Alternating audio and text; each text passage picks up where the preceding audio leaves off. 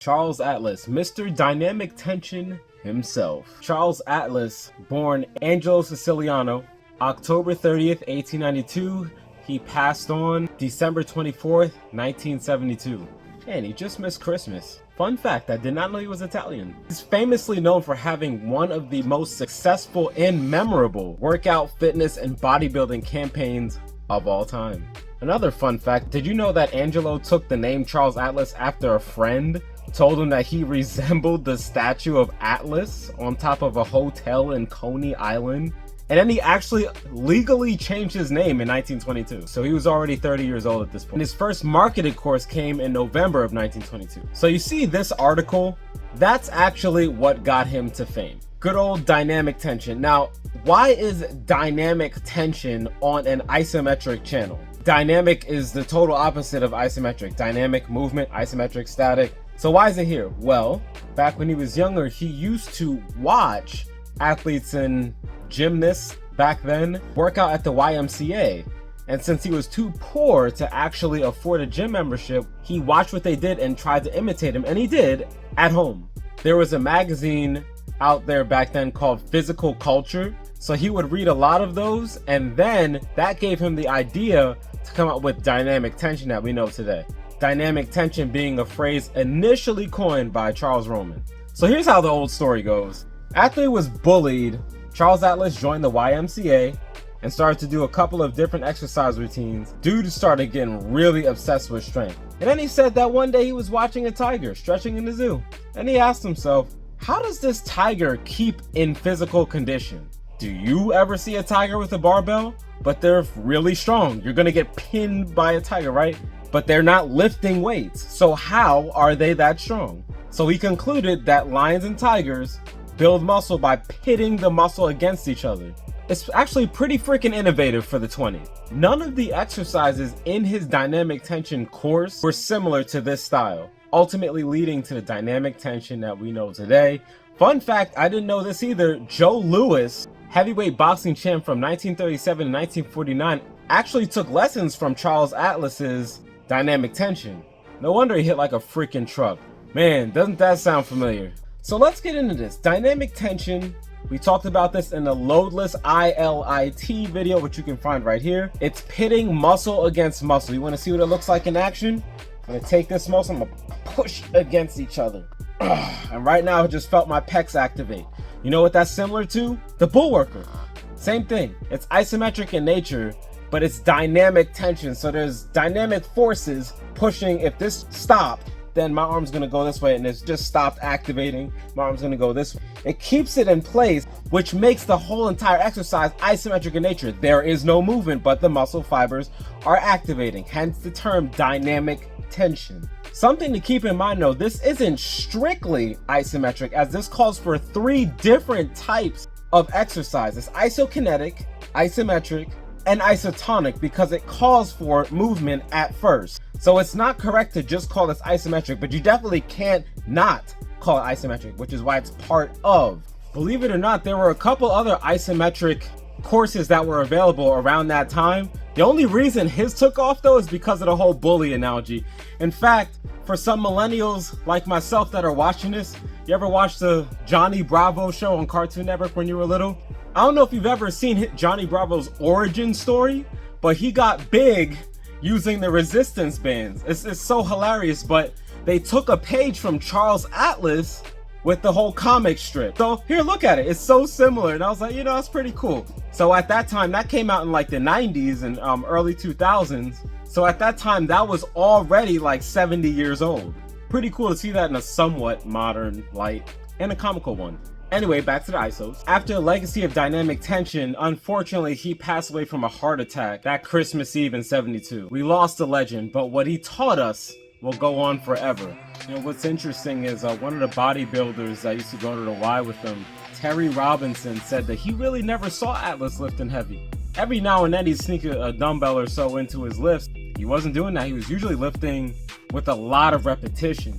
Terry Todd, who is an author and an expert in exercise history, quoted that dynamic tension could only build muscle up to a certain degree. You need weights in order to build muscle. Now, to a certain degree, that is true.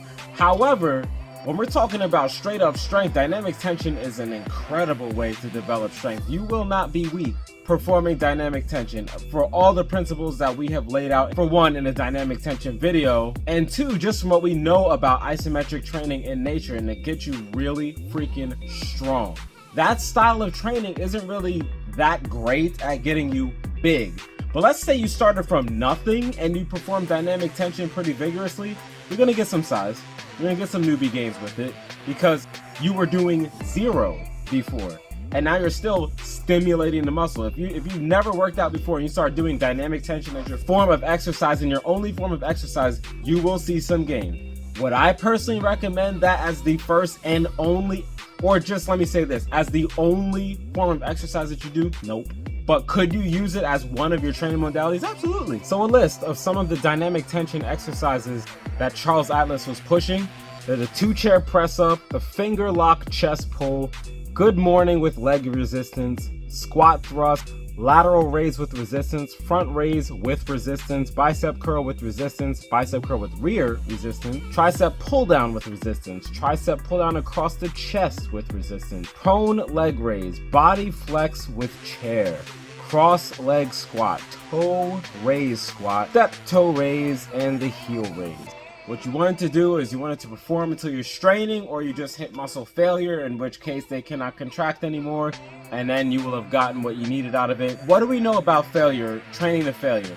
It's one of the key factors that we need the body to go through in order to produce a hypertrophy response. The muscles are not going to grow and they're not going to get stronger unless we train them to failure. It's one of the best, dare I say, the most important aspect of training that we can really take advantage of out here. Whether we're doing 6-second isometric contractions, we're going for 1 RMs in the weight room, or we're doing a basic 3 sets of 10 rep scheme, whatever it is that we're doing, whether dynamic or isometric in nature, we need to be taking our lift to failure. He was spot on about that. And so they worked. And people were getting results from it. I really liked when I was learning about this that I saw that Joe Louis was utilizing dynamic tension. Keep in mind, I'm not really a huge boxing fan or nuts. I do know that Joe Louis was known for being heavy-handed. Joe Louis, the Brown Bomber, was powerful and fastest punching heavyweight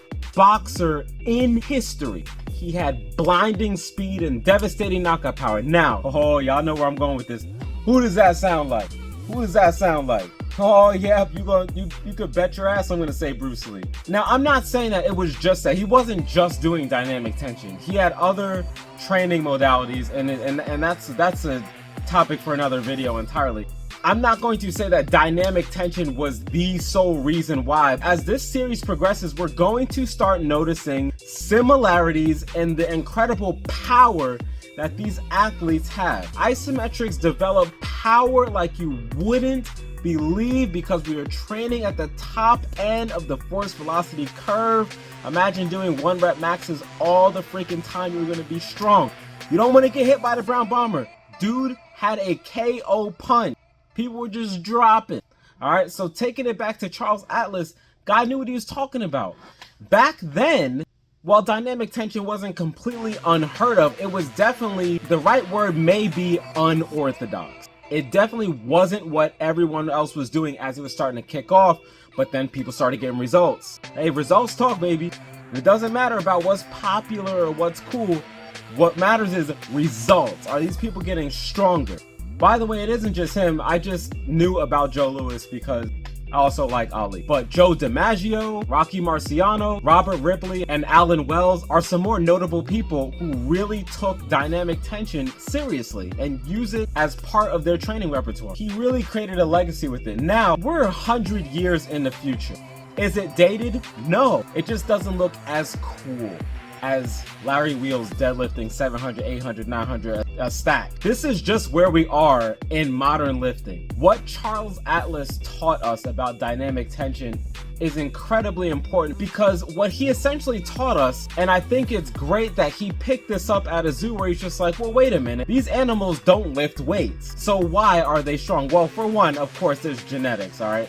We just don't have the muscle mass of a silverback gorilla. They're like 10 times what we are. Here's the right number on the screen. I probably went and looked it up while I was editing. But how do they keep it? Because if they don't keep it, you don't just keep muscle mass by just existing. Something has to happen for it to be maintained and developed.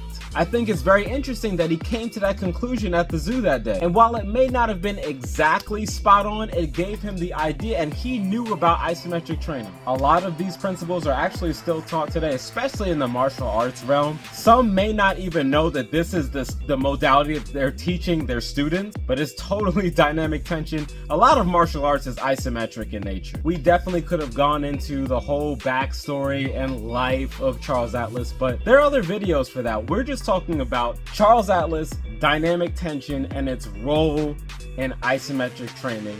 But what are your thoughts? Are you familiar with Charles Atlas's dynamic tension? I want you to go ahead and comment down below. Let us know. Don't be stingy. Thanks for watching. See you next video.